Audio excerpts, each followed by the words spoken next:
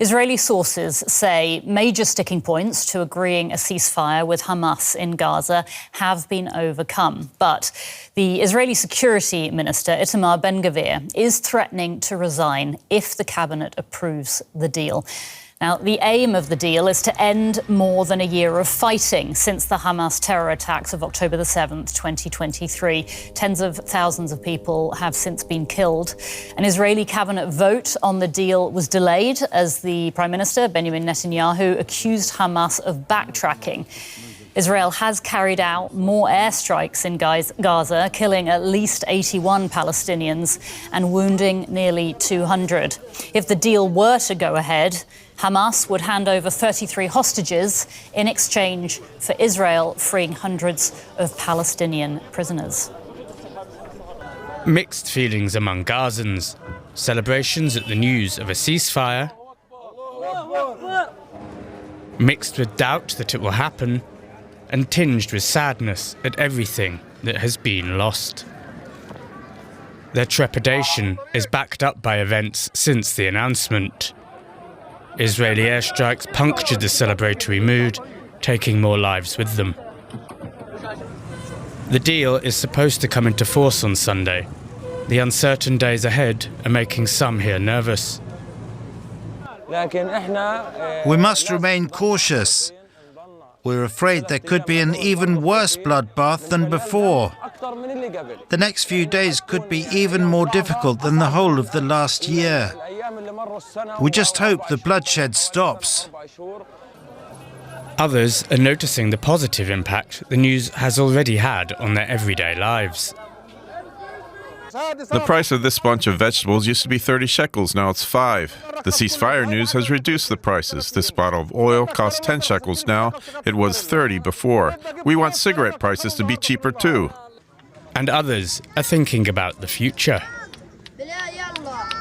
We need to start thinking of solutions. Enough destruction and wars. We're exhausted. 15 months of humiliation and living in tattered tents, enduring the summer heat and the winter cold. And there's the children who died of cold. Israelis also appear to be apprehensive. We still feel like there is a threat from Hamas. Like, if we're just gonna let them Gaza again, they might be doing October 7th again. Like, no one guarantees differently. I think we're gonna fall back to a war again with the Gaza citizen, with Hamas. I think the agreement is a good agreement. Once we get all the hostages back and the dead bodies that are being held there captive. But I think that Hamas will rearm and regroup again, as we see in the coalition that there have been some discord against this agreement with Hamas. The ceasefire deal is far from certain, and it seems that few on either side are willing to believe it until they see it. And we can bring in Daniel Levy now. He's a former advisor to the Israeli government and a former Israeli peace negotiator. He's joining us now from London. Daniel, welcome. Thanks so much for your time. We're hearing that the far-right members of Netanyahu's cabinet are really putting pressure on him about this deal, threatening to resign if it goes through. Tell us what Netanyahu is likely to do next. Well, Anya, Netanyahu never wanted to reach this moment. We've been told misleadingly in a distortion that Hamas was the obstacle. This isn't to say Hamas was an easy negotiating partner, but the Hamas position was consistent. What every commentator pretty much now in Israel, whether for or anti-Netanyahu, for or against the deal, has acknowledged is that Netanyahu was holding up the deal. What changed is that President Trump may act like the president of a superpower whom it's not so easy for Netanyahu to wrap around his finger, which is what happened with Biden. I'm not saying there are necessarily threats or promises, but the very person, the unpredictability of Trump has had an effect here. And therefore, Prime Minister Netanyahu is where he didn't want to be, which he has this choice to make. And just moments ago, the Israeli National Security Minister, Police Minister, the head of one of those extremist factions, Mr. Ben-Gvir, said that his faction would indeed leave the government if the deal goes ahead to be implemented.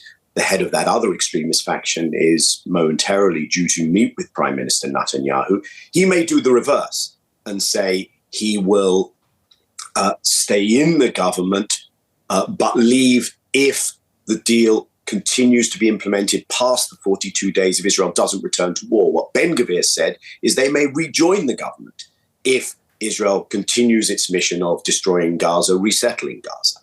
So what you see here is a tremendous incentive structure for Netanyahu for the deal not to happen or for the deal to be collapsed by Israel at the first opportunity. So let's talk about, first of all, about the future of Netanyahu's government. What does this mean for his government and for his own future, quite frankly? Yeah, really important. Without one or other of those two factions, Netanyahu still has a majority for his coalition. If both choose to desert the coalition, then he does lose his parliamentary majority. Now, it is true that the centrist so-called opposition parties will guarantee a safety net for the implementation of the deal, but their job is to ultimately bring down Netanyahu. So the clock could be ticking on going to an election. That's what he wants to avoid. I think today we were told that there were a crisis over details of the agreement. I think what's really gone on today, Anya, is Netanyahu has been frantically seeing what could be put on the table to keep these factions in the coalition. That's what he's still doing. But he has to pass a budget by the end of March, and he has to have a majority in the Knesset. And all of that looks very unstable tonight. He knew it would look unstable. That's why, one of the reasons at least, why he's prevented a deal. And the Biden administration never exerted the leverage to force this moment of truth. So talking about the deal then, is it likely to go through? And you've been talking about Trump and Biden. You know, Biden's inauguration is on, Trump's inauguration is on Monday. You know, is this deadline really having an effect? And will this ultimately push the deal through? Well, I think it's what's gotten us to this moment. Biden will say, you know, I work hard, you go. It's all not important. Biden was the guy who, look, 45,000 at least Palestinians, that number is probably much higher according to a very credible report in The Lancet. Israeli hostages who are alive when this same basic deal was on the table in May, all that destruction, all that death, all that horror, all that humanitarian suffering. Trump poses a dilemma for Netanyahu, not because Trump is the guy who will deliver Palestinian rights and freedoms and an end of occupation and what the International Court of Justice has called apartheid. That's not what Trump's come to do.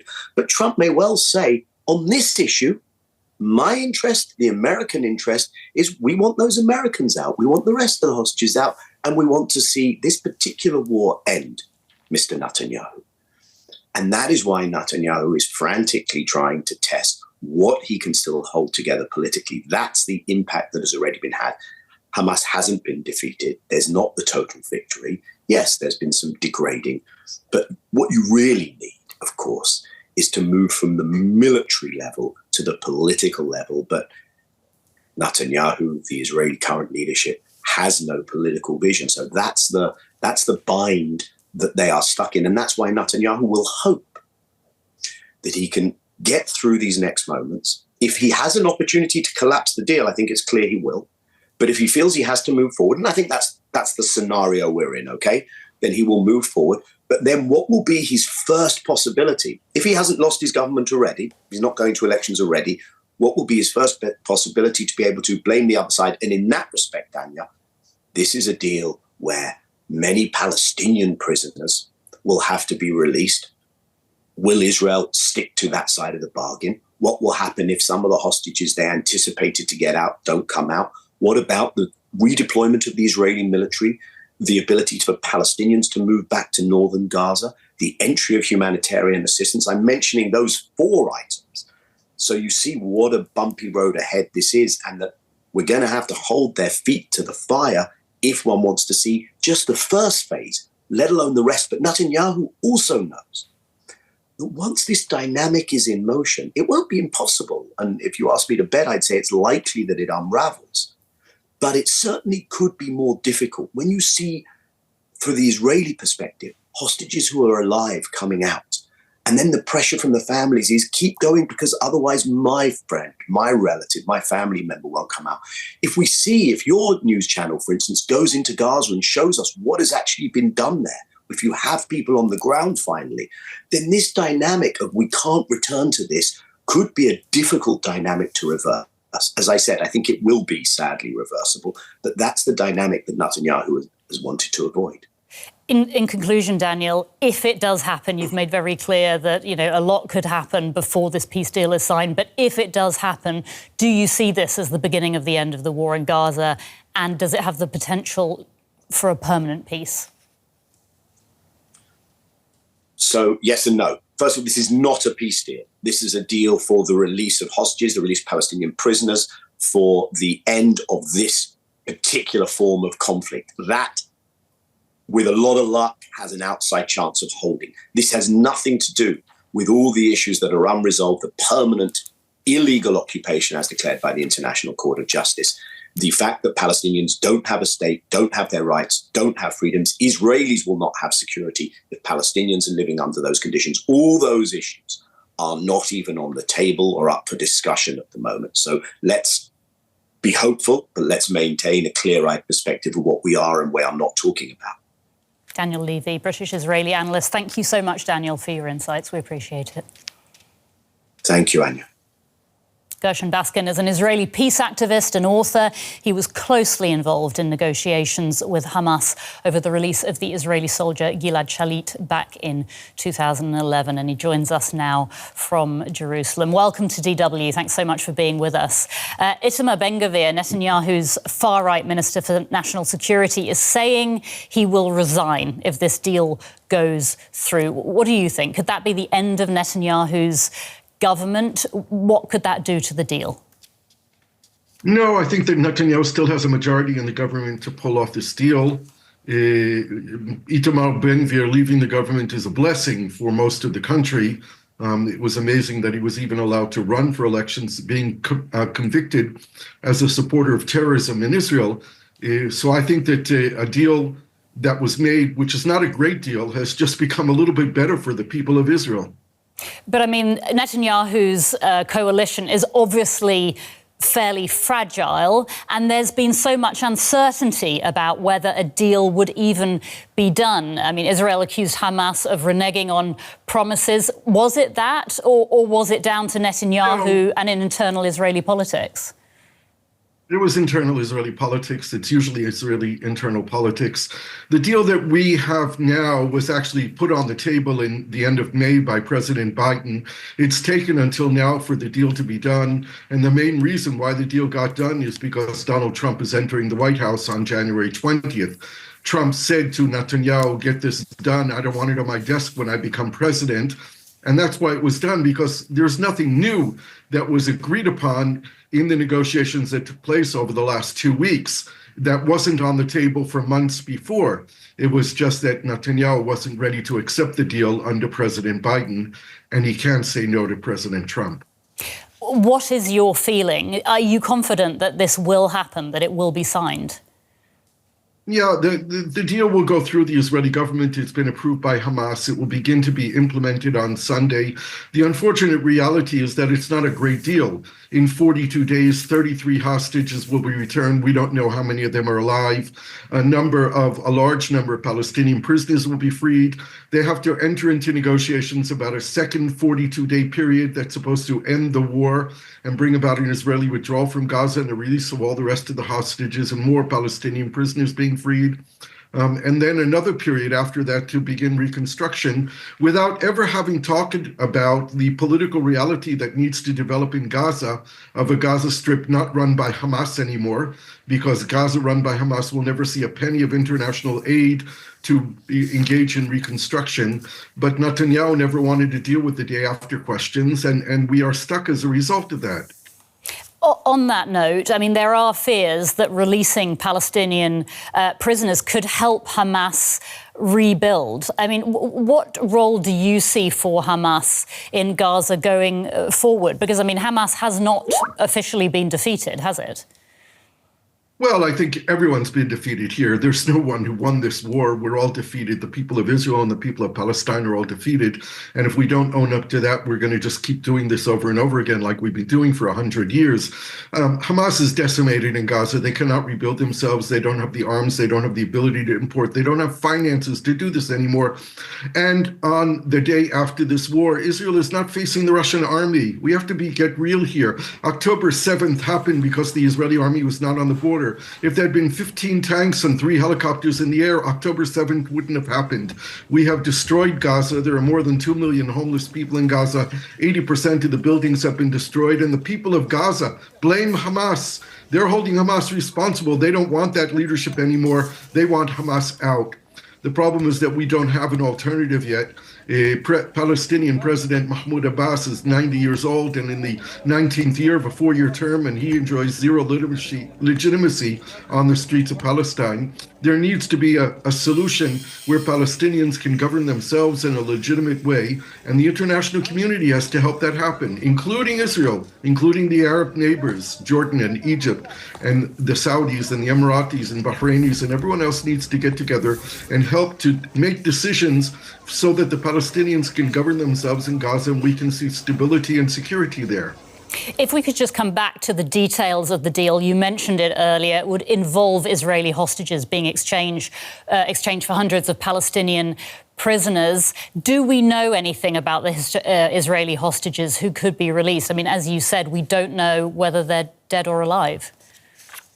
There is a list that's been prepared, but we don't know if Hamas can deliver those people. Hamas said they need a week in order to gather the information of where all the hostages are and what their condition is. There may be hostages who may never return because they might be underneath the rubble of buildings that have been bombed by Israel, like thousands of other Gazans who are buried underneath the rubble. So we don't know. It will take time, and we probably won't know until all the hostages are freed, who's coming back and who's not, who's alive and who's dead. This is a very precarious situation. This is one of the reasons why I also think it's a bad deal, because it's going to take months to implement. We should have gone for a deal that Hamas was willing to accept in September of ending it all in 3 weeks, a full release of the hostages, Palestinian prisoners, an end to the war and Israeli withdrawal from Gaza. But no one was willing to pick up the 3-week deal that Hamas said they agreed to back in September. You mentioned before the influence of Trump in making this deal happen. In your opinion, why was it Trump and his people could persuade Netanyahu to make a deal or to push him towards a deal when Biden failed? I don't think that Trump had to persuade Netanyahu. I think he just told Netanyahu, do it, get it done. And Netanyahu, who is very conscious of the need to have a good relationship with Donald Trump on day one, is hoping that Trump will grant Netanyahu and his government the right to build more settlements, the right to perhaps annex parts of the occupied territories. I think that Netanyahu and his government is going to be in for a big surprise, because I think Trump is a very different president now than he was in his first term. He said it on his first night that he's not going to make new wars. He's going to end other wars. Some of the people that he hired, including Steve Witkoff, who negotiated back in Doha and in Jerusalem to get this deal done, is an American Jew who has business interest in the Arab world. He's very heavily invested in the Qatari Sovereign Wealth Fund, in the Emirati Sovereign Wealth Fund. He's not just a pro-Israel guy. He's a guy who looks at the interest of the United States in a much broader sense. And we know that Donald Trump is a transactional president. He's always going to look for what he can get and what the United States can get. And it's a much broader picture than just supporting Israel, as President Biden did. In your opinion, given everything we've talked about, all the different influences, is this the deal that will end the war? I don't know. It's very precarious. It can break down at any moment. It's going for too long. A group of Israeli soldiers could encounter Hamas combatants with guns and shoot at them, and that could lead to a breakdown in the ceasefire. There's also the pressure within Israel and the Israeli government to go back to war after the first 42 days. So every day that we have a ceasefire is a blessing, and we have to pray and work hard so that it remains and does lead to the end of the war, because this really has to end. And just again to go back to the details of the deal, in the second phase of the truce, it's outlined all the hostages will be returned and Israel will completely withdraw from Gaza. Is that something Netanyahu, his government, would agree to? It seems that they won't agree to it. Netanyahu denies that he agrees to it as part of the agreement. On day 16 of the first period, they're supposed to enter into negotiations about phase 2, which is supposed to be completed by day 30 of the first 42 days. It's not known whether or not Netanyahu will agree to it. I believe that President Trump has assured the Egyptians and the Qataris to tell Hamas that the war would end in phase 2. Otherwise, there's no other explanation why Hamas agreed to enter the deal when that has been their position for many, many months, that they would not agree to any deal that does not lead to the end of the war. Gershon Baskin, peace activist, author and Israeli hostage negotiator. Thank you so much for your time and for joining us on DW. Thank you. And I'm joined now by Jolien Veldwijk, who's the country director for Care Palestine. She joins us now from Amman in Jordan. Welcome to DW. Thank you so much for your time. Despite all the news about a ceasefire, attacks, as we've been reporting, have been continuing in the Gaza Strip. There are calls for humanitarian aid to be delivered without delay. But give us a sense of the situation in the territory today, if you would.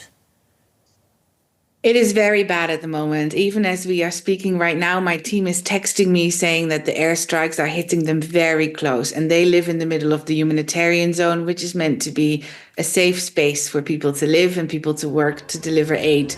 The situation is increasingly bad. Over the last couple of months, we've seen a significant deterioration in aid reaching Gaza.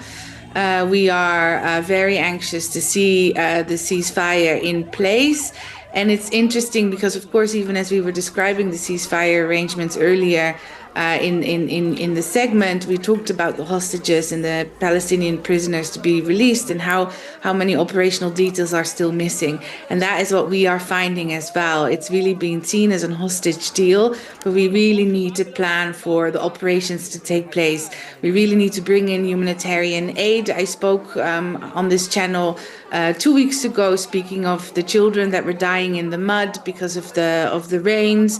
The winter is in Gaza right now. People are living in tents that are leaking. There's no winter clothes available in the market anymore. There's, of course, significant food shortages. Famine is in place, as we can see with our own eyes. My team can see. And we need those 600 trucks a day coming in. But of course, at the moment we see less than 100 trucks a day coming in. So the 600 trucks would be a significant increase. I think what would be really good to point out is that the 600 trucks, as an international community, both UN and the NGOs, we can maybe meet that for a week, maybe 2, because there's such a significant backlog of humanitarian supplies stored at the border crossings that have not been transported to inside Gaza yet. But of course, we don't have enough funding or resources to keep meeting that 600 truck a day threshold. And we would also really advocate for the commercial supplies to be reactivated into Gaza as well. If I could just clarify, so these 600 trucks you're talking about, that's part of the deal if it will be signed. So this deal calls on 600 trucks of aid to be delivered per day. Can you put it into perspective for us? Given the situation, first of all, is that anywhere near enough? Well, we've seen so much less over the last 2 months. We're still collecting the December statistics, but the November statistics, I think, was only 65 trucks a day coming in. And then we have several supply routes. It's from Egypt or from Jordan or even from the West Bank. And those 65 trucks were not nearly enough. I mean, even my own teams in Gaza, they were reporting, Jolien, there isn't enough food. There is no dairy. There's no protein. There's very limited vegetables. There were definitely weeks where there were no vegetables available. Of course, flour and rice not available. They've been prioritized now to be transported in for the cargoes to become in, because of course flour is a very critical item in Gaza for the Palestinians. Rice is as well, and of course there's also been very limited fuel coming in as well to keep the facilities that are still semi-functional running, such as hospitals and the clinics. You mentioned a lack of money, a lack of resources. I mean, what else can aid organizations do to help the people of Gaza right now? What are the priorities? Well, the priorities for sure are, of course, basic needs. So it's bringing in shelter supplies, because, of course, most of the houses are destroyed. The tents are not good enough. We need to really look at dignified shelter, bring in timber, but that was restricted before, but hopefully it will not be restricted now. So we can also start building more dignified shelter, bringing clothes, of course, medical care. We have to start rebuilding all of that destroyed medical infrastructure as well to meet all of the needs. We hope the medical evacuations will continue or will restart again, hopefully through Rafah, because of course there are so many people wounded and in urgent need of medical care that they're not getting right now.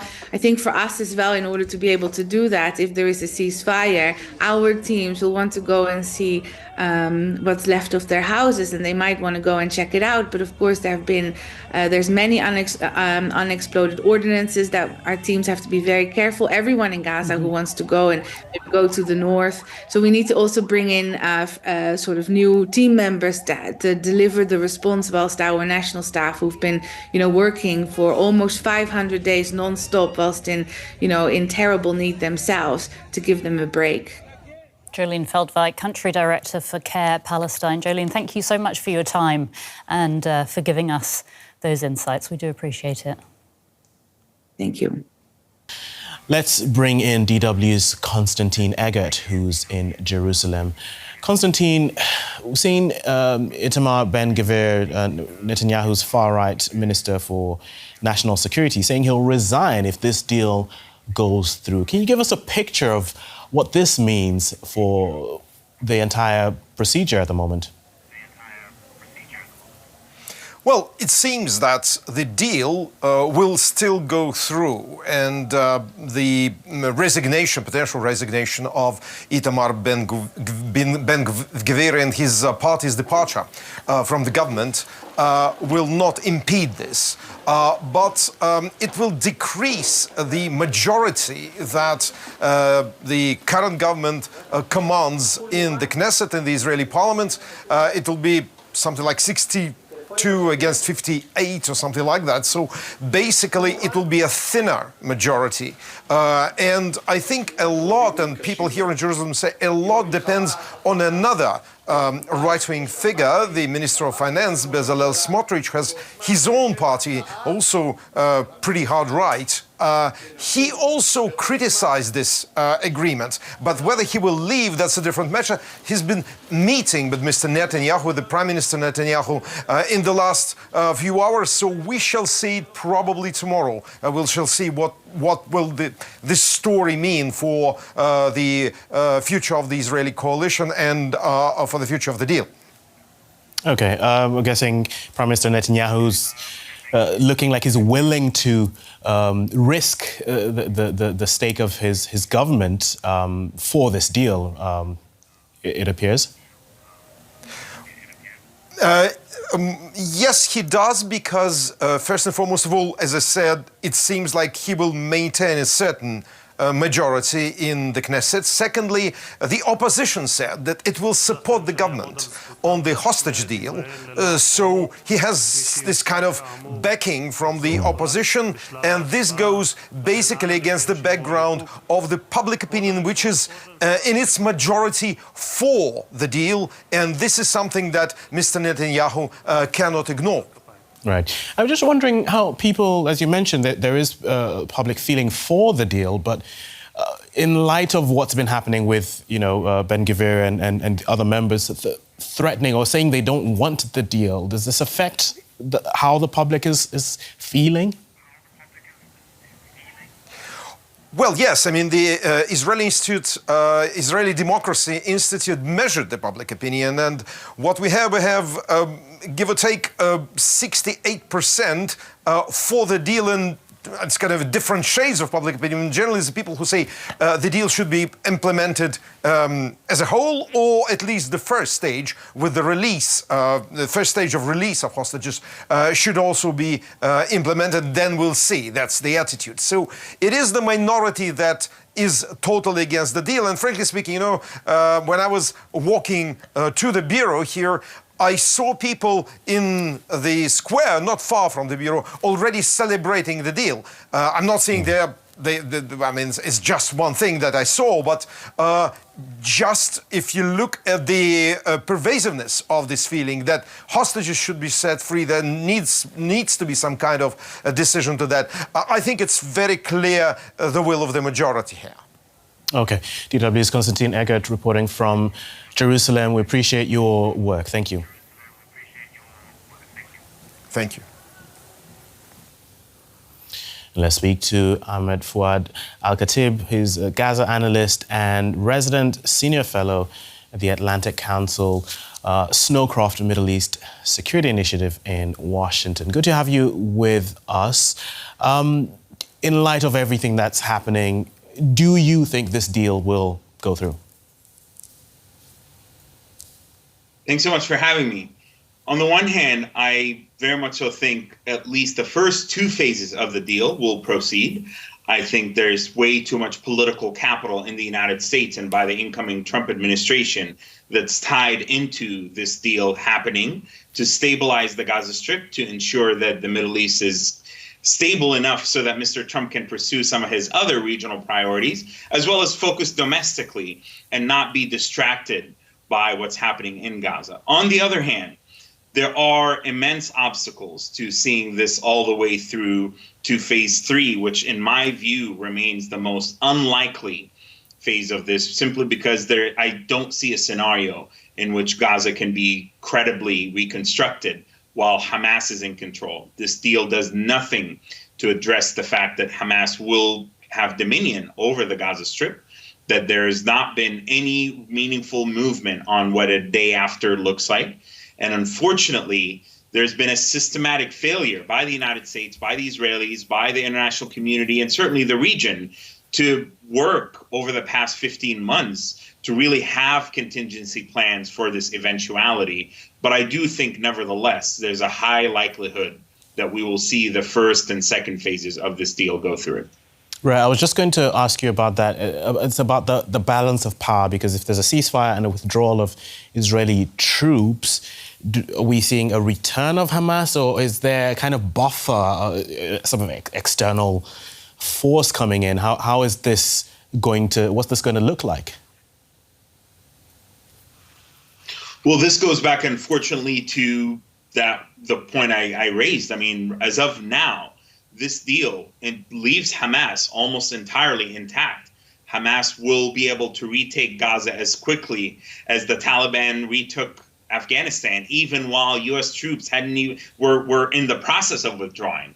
And we're going to be in a situation where I think as the Israelis pull back out of the Gaza Strip, it remains nebulous as to what's in the agreement versus what will actually happen as far as a buffer zone, as far as how much the Israeli armed forces will be in and out, or whether or not they'll carry out airstrikes. I know that anything that could compromise the release of the remaining hostages in phase 2 will probably be viewed negatively by the United States and the Israeli military. However, in phase 3, after the hostages are released, and we're looking at about a 2 to 3 month period, then we're facing a scenario where we're effectively back to point zero, with Hamas in control, with Gaza being separated politically and administratively from the West Bank, with Gaza being cut off, except now you have tens of thousands of deaths. You have this 75% of Gaza's buildings fully or partially destroyed. You have no economy, no infrastructure, no education, no healthcare. And so you're going to have a desolate territory with desperate populations that are hanging on by a thread. Yes, the absence of war is positive, But with Hamas being solely in control is going to be a disaster for the future of the Gaza Strip and indeed the Palestinian National Project. Right. One thing that will probably happen is as you know, people return possibly to their homes, and there's more access within Gaza, we might be able to see more in terms of what's happened and hear more from the people. I'm just wondering whether the incoming Trump administration will push for a probe into whether Israel has carried out human rights violations in Gaza. Well, I think I wouldn't exactly look to the Trump administration to do that, although I expect some level of increased access by the international community, perhaps by the world press, certainly on the Egyptian side at least, if the Rafah border crossing somehow is partially reopened. I can tell you from personal experience, as someone who grew up in Gaza, that I lost 33 of my immediate and extended family members who were non-combatants, you know, dozens of children under the age of 10, over 8 elderly folks who were over the age of 60, who had nothing to do with Hamas, who had nothing to do with the insurgency. There were grave, I think, in my opinion, war crimes that were committed throughout the war by the Israeli armed forces. And that's not to negate Hamas's own terrorism and criminality in what it did both on October 2nd. Sorry, I need to interrupt you if you don't mind. We have unfortunately run out of time. I'm sorry to cut you off. Ahmed Fouad Alkhatib from the Atlantic Council. Thank you. Thank you.